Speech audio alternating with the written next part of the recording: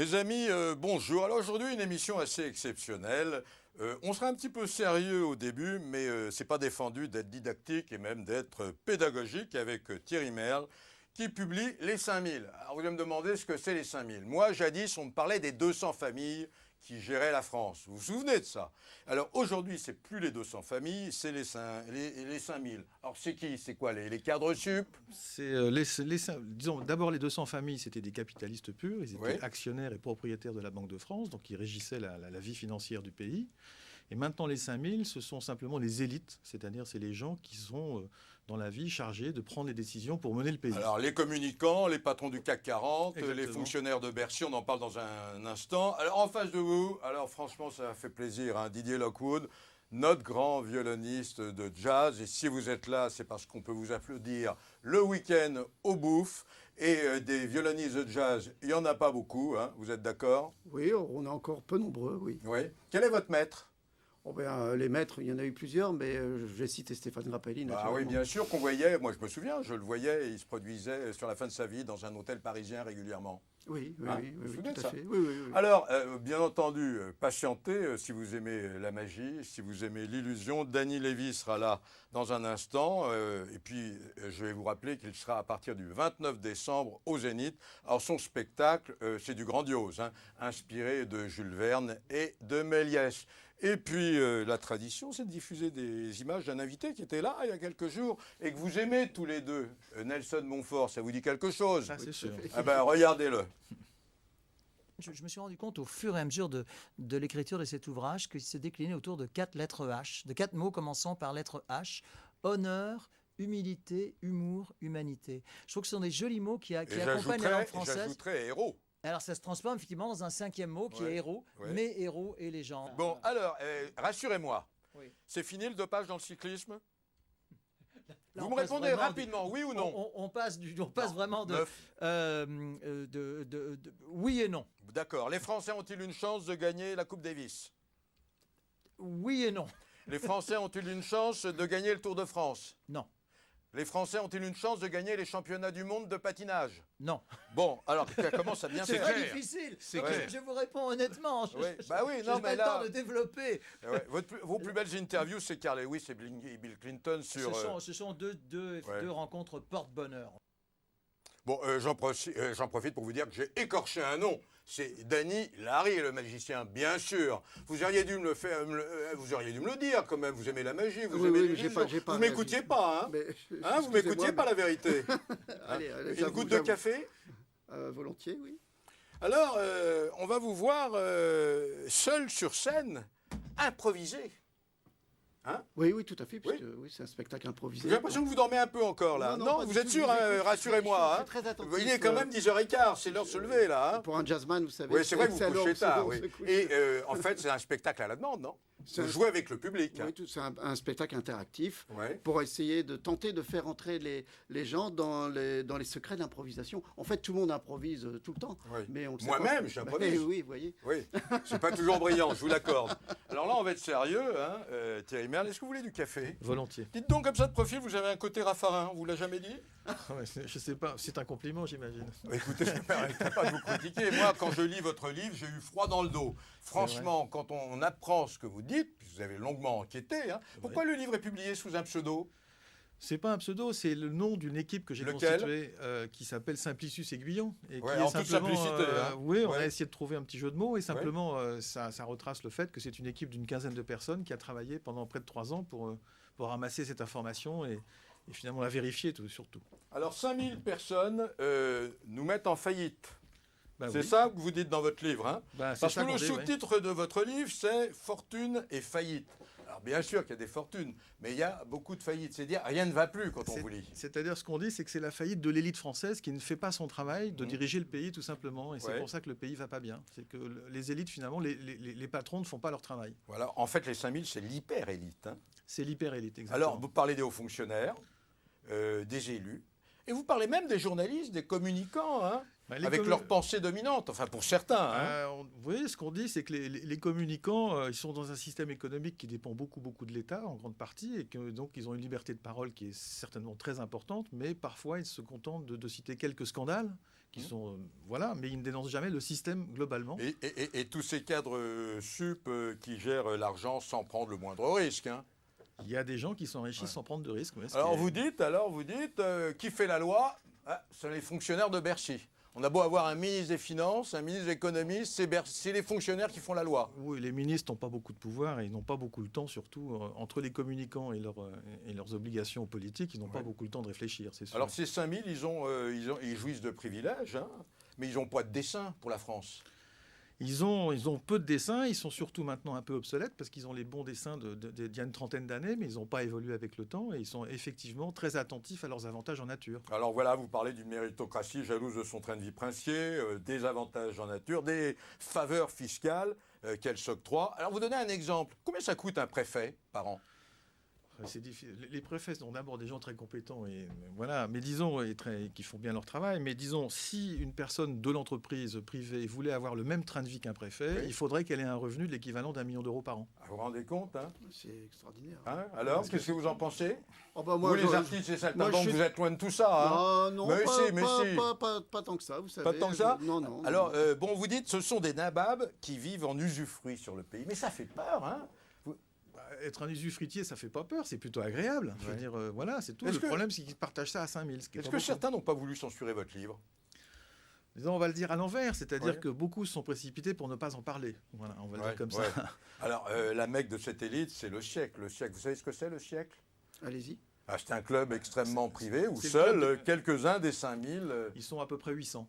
Voilà. Alors, au siècle, on est en famille, en quelque sorte. Hein. Il y a tous les grands patrons. C'est l'organe officiel des 5000, exactement. Voilà. Vous en faites partie ? Pas du tout. Bon, alors, je ne parle même pas de notre saltimbanque de service, parce que il est sur les scènes du théâtre. Tiens, alors, je ne sais pas si ça fait partie des élites. Anne Beaugrand a essayé de trouver un sujet qui se rapporte un petit peu à ce livre, fort bien documenté. Je voulais vous le dire quand même. Nous sommes en 1982. Un reportage au polo de Bagatelle. Pourquoi le polo de Bagatelle ? Pourquoi ? Parce qu'il y en a quelques-uns. Allez, on regarde. C'est presque un nid. Il y a un esprit polo de Paris.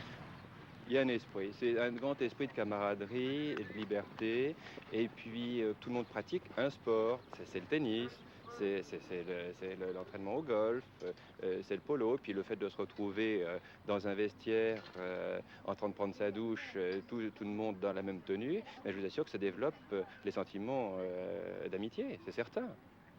Si vous voulez dire par là qu'on est fier d'appartenir au Polo de Paris parce que c'est un club qui fait une sélection plus importante parmi ses membres, je ne le crois pas. Franchement, non. Ce sport est maintenant, je peux le dire, à la portée d'à peu près tout le monde.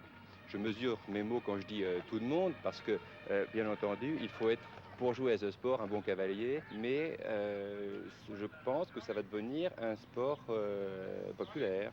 Bon, je le pense. Comment ? Parce qu'il y a quand même tous ces chevaux, il faut bien les entretenir. On n'imaginerait pas un polo municipal, par exemple. Pourquoi pas ? Écoutez, il y a un club de polo à la Courneuve, c'est une banlieue qui n'est pas réputée pour être une banlieue snob. Eh bien, ils ont un club, ils se débrouillent très bien, ils ont une équipe qui marche très bien. Et ils viennent s'entraîner, ils viendront s'entraîner ici aussi. Et je trouve ça très salutaire, sans aucun doute. Alors, vous ne proposez pas de recette miracle, mais vous ouvrez le débat. Il faut une réforme urgente, hein, c'est ce que vous dites, hein, préalable à toute autre réforme. Alors on parlait à l'instant des hauts fonctionnaires. Alors je suis très curieux, Didier aussi est très curieux. Un très haut fonctionnaire à Bercy, ça peut gagner combien ? Les grosses rémunérations à Bercy, c'est jusqu'à 45 000 euros. Par an? Par mois. Ah, par mois. Voilà. Ah, par mois. Et Ben, donc, dites donc. c'est les, Oui, c'est les- oui. c'est les plus hauts postes de l'État, mais c'est Oui. surtout la rémunération financière, elle n'est pas tellement importante dans le système. Ce qui compte, c'est les avantages en nature. Ben, c'est quoi les C'est-à-dire que, avantages en nature? La limousine, la voiture de Ben, fonction, c'est le les voitures chauffeur, de- l'appartement de fonction? Il y a des appartements de fonction par endroit dans la République qui font plusieurs centaines de mètres carrés dans des quartiers qui valent 30 ou 20 ou 30 000 euros le mètre carré à l'achat. Quoi. Mais quand vous dites tout ça, est-ce qu'une révolution un jour c'est possible? Est-ce qu'il y a un goût de la révolte ou pas? Bah, c'est toujours dangereux de laisser des avantages comme ça dans une période de crise où les gens commencent à Oui, avoir mais des comme ils problèmes ont le pouvoir, ils s'octroient ces avantages, on ne peut rien faire. Eh ben, le sujet, c'est qu'il n'y a qu'eux qui peuvent réformer parce que c'est eux Mais qui ils ne dirigent. réformeront jamais. Vous n'allez pas leur enlever leur portefeuille. L'espoir qu'on a, c'est qu'ils se réforment de l'intérieur. D'ailleurs, on commence à voir maintenant depuis quelques mois qu'il y a des dissensions internes. C'est-à-dire que finalement, il y a une inquiétude pour eux aussi. Parce que D'ailleurs, l'argent, dans votre livre, vous dites le peuple ne peut pas se révolter car trop de gens vivent du système. La haute administration tient le pays d'une main de fer, c'est ce qu'on vient de dire. Quoi. On ne Oui. voit pas comment on peut faire bouger les choses. Alors c'est bien ce livre, mais il faut des recettes maintenant. Et il y en a quelques-unes à la fin. Là, on imagine que, disons, nous, on pense qu'il faut, dans ce livre, on a dit qu'il fallait restaurer quelques contre-pouvoirs à ces 5000 qui exercent le pouvoir sans aucune contrepartie. Bon, alors vous êtes consultant, vous avez dirigé jadis une entreprise familiale. De combien de collaborateurs il y avait dans l'entreprise? Je dirigeais 1000 personnes. Alors vous ne faisiez pas partie des 5000 avec Ah non, parce un que- si gros groupe? Dans le système des 5000, on n'a pas accès à l'argent. C'est-à-dire les gens qui créent de la valeur et qui ont de l'argent ne sont pas acceptés dans les 5000. C'est pas le système. Et on dit que ces 5000 sont l'élite de la nation. C'est l'élite de la nation, bien Alors, évidemment. hein. une transition facile, l'élite du jazz, c'est Didier Lockwood. Hein? Oui, mais ce ne sont pas les mêmes salaires. C'est pas les mêmes salaires. hein. Non, mais enfin bon, vous êtes libre. Hein. Nous, c'est le salaire Vous du ne demandez plaisir. rien à vous voyez. personne. Bon. Non, non, non. Alors moi, ce que j'aime bien, avant de raconter un peu ce que vous faites en ce moment, on va remonter dans le passé. On peut se le permettre. Hein. Un père instit et prof de violon. Oui, tout Ah, à c'est fait. pas par hasard que vous êtes violoniste. Une mère artiste peintre. Oui. Hein, vous voyez. Alors vous êtes incroyable. Vous avez un premier prix conservatoire à Calais. Hein. Vous avez la possibilité de rentrer au conservatoire à Paris, qui est l'école suprême de la musique. Vous voulez pas. Ce que vous voulez, c'est faire partie du groupe de jazz rock, le fameux Magma. Oui. Hein, c'est Oui, incroyable oui, quand même. à l'âge de 17 ans, oui. Ah oui, mais vous pouvez dire merci à votre frère quand même, qui était Oui, qui est oui, pianiste. c'est mon frère qui. En fait, c'est mon frère qui m'a dévoyé. Lui, il était déjà Ouais. embarqué dans la musique de jazz. Et- Mais au départ, vous auriez pu devenir un grand violoniste classique ou pas? Bah, écoutez, je sais pas. Toujours est-il que quand j'ai vu une fois Magma, quand on passait encore de la bonne musique à la télé, c'était à Discorama. De Denis Glaser, un dimanche à midi, et j'ai vu le groupe Magma, j'avais 14 ans. Et vous j'ai dites, compris, c'est mon et je me rêve. suis dit, voilà, dans 3-4 ans, je jouerai avec ce groupe. Et 3-4 ans après, j'étais dans ce groupe. Mais alors votre parcours est quand même unique, hein, parce que vous aimez la musique ou pas? Moi, j'adore ça. Et Ouais. moi, j'étais très fan de Grappelli. Donc, Ah oui. forcément, Alors donc, c'est vous démarrez avec Grappelli, puis vous avez joué avec Dave Brubeck. Oui, j'étais invité plusieurs fois au Carnegie Hall par Dave Brubeck, Ah ouais, mais c'est pas aussi par n'importe qui. Hein. Herbie Hancock Ouais. aussi. Martial Solal, Martial Solal. Petrucciani. Michel Petrucciani. mort qui trop était un jeune, grand Miles ami. Davis, Herbie Miles Hancock, Davis, c'est incroyable. Et puis il y a aussi les artistes de variété, vous les accompagnez, Nougaro, Oui. Higelin. Higelin aussi, oui. Et oui, Barbara. Barbara. Il y a quelqu'un que j'aime bien, c'est Galliano. Ça va bien le violon et Bah, l'accordéon? on jouait ensemble il y a quelques Ouais. jours. Qu'est-ce que vous avez été faire aux USA? Je suis allé tâter le terrain, comme c'était un peu on va dire l'Eldorado du musicien de jazz, et je me suis aperçu en fait que la musique de jazz là-bas était très absente et que les musiciens américains en fait venaient vivre du jazz en Europe. Ouais. Alors écoutez, c'est incroyable. Lui c'est pas les 5000, c'est 4000. 4000 concerts en 40 ans. Qui Oui. dit mieux? Oh, j'en sais rien, certainement. Alors il y ne en me a dites qui pas ont- que vous ne gagnez pas votre vie, là. 4000 concerts en 40 ans, si je fais le compte, c'est bien, hein, vous gagnez bien votre vie, quoi. Oui, Vous êtes mais, un artiste très privilégié. Ah Non ben, je suis privilégié parce que je peux jouer, je suis compositeur aussi et les orchestres symphoniques jouent mes œuvres et ça Ah oui. c'est un grand plaisir. Donc vous savez, pour un artiste, rien que le fait de pouvoir jouer et continuer à s'exprimer dans son art, ça ce sont les vraies richesses hein, par rapport à ces 5000 personnes qui courent après des richesses qui sont des richesses illusoires. Ah oui. C'est Alors clair. bon, ces 40 ans, vous les avez célébrés au Châtelet. Et puis vous étiez sacrément bien entouré. Patricia Petitbon. Mais dites donc, Patricia Petitbon, c'est Oui. votre compagne? Bah oui, hein. Paraît-il, oui. Oui, paraît-il. Et puis il y avait le petit Thomas Dutronc. Quand je dis le petit, quel talent, hein, franchement. Hein. Oui, C'est grâce à lui que son père est revenu sur scène, d'ailleurs. Hein. Oui, et surtout que je trouve que c'est vraiment un talent parce qu'il est très bon musicien de jazz, instrumentiste, un peu comme Sacha Distel l'était à l'époque. Mais vous êtes très gâté parce que vous avez eu toutes les récompenses possibles. Hein. Django d'or, Grand Prix de la SACEM, vous avez tout eu. Hein. Oui. Bon, moi, je sais pas Qu'est-ce qui ça- manque à votre palmarès? C'est quand même que vous avez le ruban rouge. Oui, mais non, ça me manque pas d'ailleurs. Pour moi, mon grand plaisir, c'est de retrouver le public et de m'amuser avec lui et de faire plaisir aux gens, les emmener dans un ailleurs. Vous voyez ce que je veux dire? Nous C'est-à-dire faire rêver que- en quelque sorte. Oui, échapper aux habitudes qui nous Alors- rendent aveugles parfois. Alors on va inviter Thierry, on peut l'inviter au bouffe. Hein. Oui, bah, Le tout à fait week-end, d'ailleurs. hein, avec ça grand va vous plaisir. détendre, ça va vous Ça, faire c'est oublier sûr. les 5000 hein, Les qui 5000 vous qui- obsèdent terriblement. qui nous obsèdent. Alors, vous jouez avec les spectateurs et on a un extrait de ce spectacle.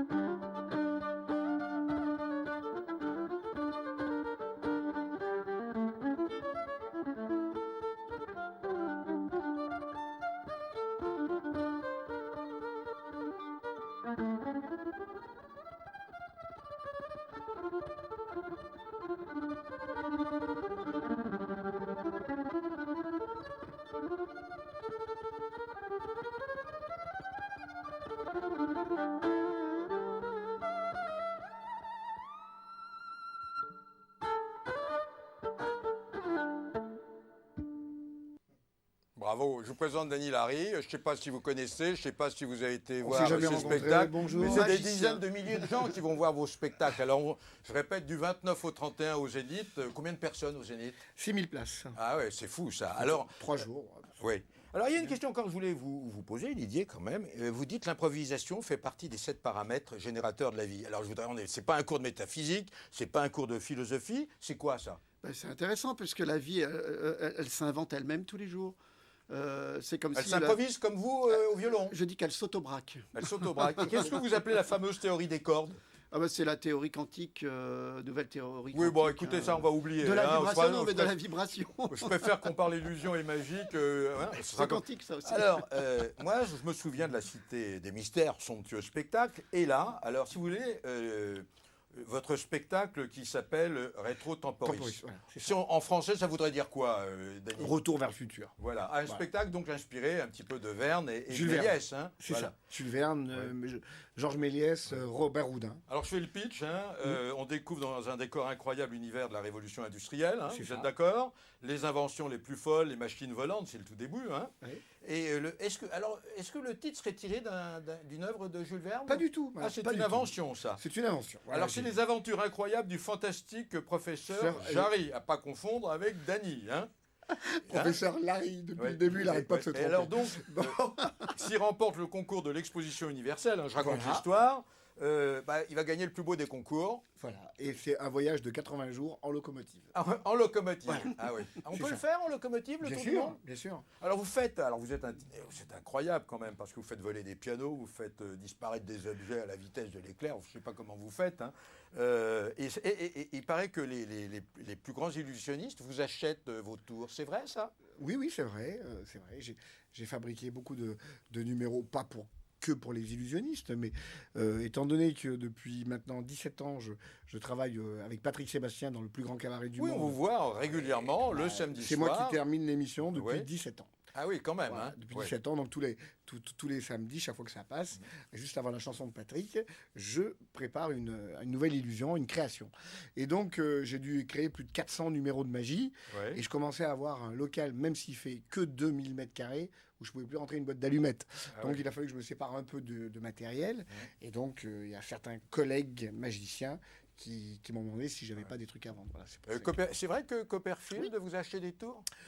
Siegfried et Roy surtout à C'est Las vrai. Vegas. Ouais. Puis, Et est-ce que les c'est collègues. vrai qu'on vous avait proposé un contrat d'une dizaine d'années à Las Vegas Oui. et vous avez dit je veux ma liberté, je préfère rester là? C'est-à-dire que quand j'étais beaucoup plus jeune, Las Vegas me faisait rêver. Voilà. Et puis un jour, à 24 ans, j'ai été à Las Vegas parce que je devais monter le numéro final de Siegfried et Roy. Rien que ça, c'était les plus grands magiciens de la planète. Donc je me suis dit, qu'est-ce qu'ils sont venus chercher, le petit français, voilà. Et donc je leur ai monté le truc. J'ai été époustouflé par Las Vegas. Parce que j'ai vu, c'est waouh. Et mon rêve, c'était de passer à Las Vegas. Et puis, quelques années après, j'appelle Siegfried et je lui dis, voilà, je vais peut-être venir à Las Vegas. On m'avait proposé un bon contrat. Et à l'époque, alors c'était très drôle parce qu'ils prenaient le spectacle d'abord. Après, on fabriquait le théâtre qui allait autour du spectacle. Et après, on faisait l'hôtel qui allait au-dessus. Alors, je vais raconter votre incroyable vie, parce que votre vie est incroyable. Vous êtes né à Oran, hein, Oui. Vous quittez l'Algérie oui. pour colomber les deux églises. J'étais le Vous voisin avez du croisé général. le général ou pas, non? Oui, bien sûr. Ah, vous l'avez croisé. oui. Puis ensuite, vous allez dans... Ah, c'est incroyable, vous allez dans la Drôme. Et puis, votre papa est un atelier de menuisier. Hein, ça. et à 8 ans, vous commencez... Vous avez déjà la passion de la magie. Hein. Tout à fait. Alors, pour Noël, qu'est-ce que vous recevez? Une boîte de magie. Bah, forcément. Évidemment. Et à 18 ans, vous débutez dans un café-théâtre. Hein, donc, Voilà. vous étiez très précoce. Hein. Oui, mais je crois que dans n'importe quel domaine, à mon avis, il n'a pas dû commencer hier aussi. Hein. Ah oui, à quel âge vous avez commencé? 7 ans. Voilà. Ah bah oui. Alors bon, voilà. un Donc, petit hommage, Dany, quand même à Pascal Sevran, Ah oui, c'est hein, vrai. qui vous a fait qui vous a invité en première partie au casino. Hein. Au Casino de Paris. La Ouais. première salle que j'ai fait à Paris, c'était le Casino de Paris. Ah Je oui. suis pas rentré par la petite Ah porte. ouais, vous faites J'ai- pas les choses à moitié. Voilà, hein. je termine au Ouais. Zénith Ah ouais, et je suis ouais. rentré au Casino de Est-ce Paris. que c'est vrai qu'une baronne vous a offert la bibliothèque d'Oudin? Ah oui, alors ça, Ça, c'était incroyable. Hein. Alors ça, c'était le plus beau cadeau de Noël de ma vie. J'ai travaillé pendant 6 ans sur les bateaux de croisière et j'ai rencontré une dame qui se disait la petite fille de Robert Houdin. Ah ouais. Moi, j'avais envie de dire, elle n'a pas connu ma grand-mère qui était Marilyn Monroe, tellement Oui. c'était gros. Ouais. Bon, Vous avez bref. un faux air d'ailleurs de Marilyn Monroe. Voilà. Hein, je voulais... oui. Et donc, quelques années après, je l'ai rencontrée, rencontrée, et elle me dit, ben voilà, Dany, je sais que c'est vous. Ça fait 10 ans que je vous cherche. Ah ouais. Je dis, ah bon? Et bon, je vous passe les Ouais. détails. Et elle m'offre donc la collection des 600 Ah, bouquins qui ont appartenu à son arrière-grand-père, Ouais. Jean-Eugène Robert Houdin, Ouais. qui, je le répète, Mais- n'est pas Houdini. C'était le plus grand magicien de tous les Mais vous temps. avez toujours eu de la Voilà. chance, vous, dans votre vie, parce que vous avez travaillé pour Johnny, vous avez Ouais. travaillé pour Kamel. Vous J'ai avez fait des Et films. Le spectacle Dracula, vous avez apporté Oui. votre savoir-faire. Hein. Ah ben, j'ai fait tous les effets spéciaux du spectacle de Et Dracula. puis vous avez fait toutes les salles, Marigny, Mogador, Mogador, la Cité des Mystères, c'était quand même... L'Olympia, tout. Je crois que j'ai fait le Lido, le Moulin Rouge. Qu'est-ce qu'il y a Mogador. Vous continuez à Marigny. créer des tours dans, Ah, mais tous dans les- votre... Vous avez quoi, un studio pour travailler, tous pour les jours. répéter? Alors, j'ai un grand local qui est devenu trop petit, il fait 2000 mètres carrés, et on est en pourparlers pour déménager. Et là, Allez, 2000 mètres carrés, c'est trop c'est petit. trop petit. Oui. Et là, j'achète une ancienne usine de 5000 mètres carrés pour faire des immenses studios de magie. Voilà. Alors, c'est bien beau de parler de votre spectacle. Bon, donc, c'est le Zénith, rappelez-moi les dates. 29, 30 et 31 Faut tout décembre. vous dire, Dany Larry, faut Voilà. tout vous dire. Allez, 29, 30 et 30 décembre au Zénith de Paris. bon. Et on C'est y va le parce que plus c'est vraiment grand un spectacle pour les fêtes, regardons.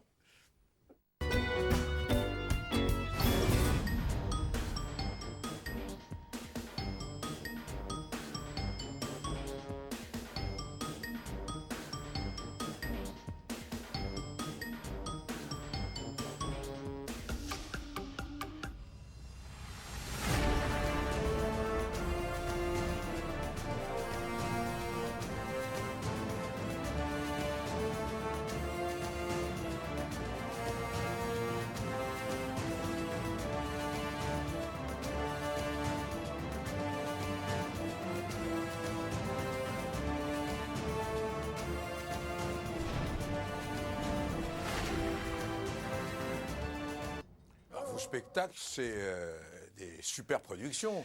Vous Il y a 5 investissez. semi-remorques, oui. Vous 5 investissez. semi-remorques. J'ai une équipe de 50 personnes. Ouais, Et on est 13 personnes sur scène. ouais. Et à la fin du spectacle, je fais apparaître cette fameuse locomotive à vapeur qui Ouais. apparaît sur la scène du Zénith. Vous pouvez pas transformer Didier Lockwood, par Ça serait exemple, en dommage. Stradivarius, ou Ça je sais serait- pas, en Mozart, Oh, c'est pas non, non, possible. moi, Oh, je pense Vous que c'est pourriez pas... le faire. Je pourrais, mais Oui, je pense que si on me donnait un Stradivarius, oui.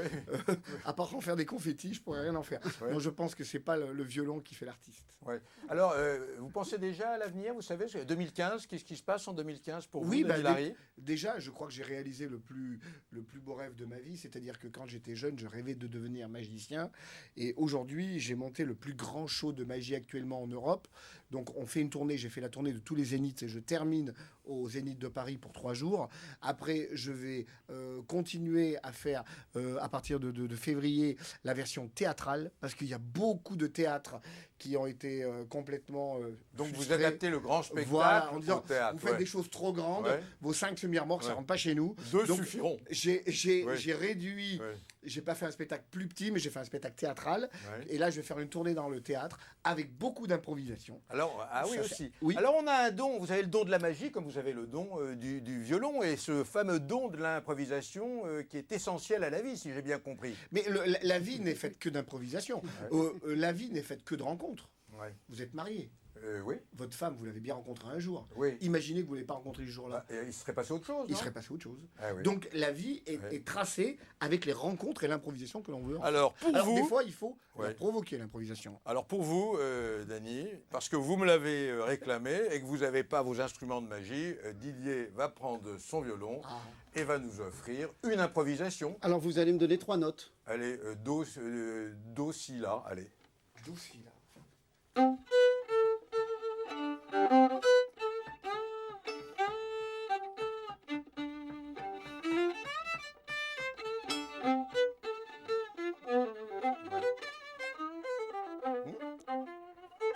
Non, non, je le vois.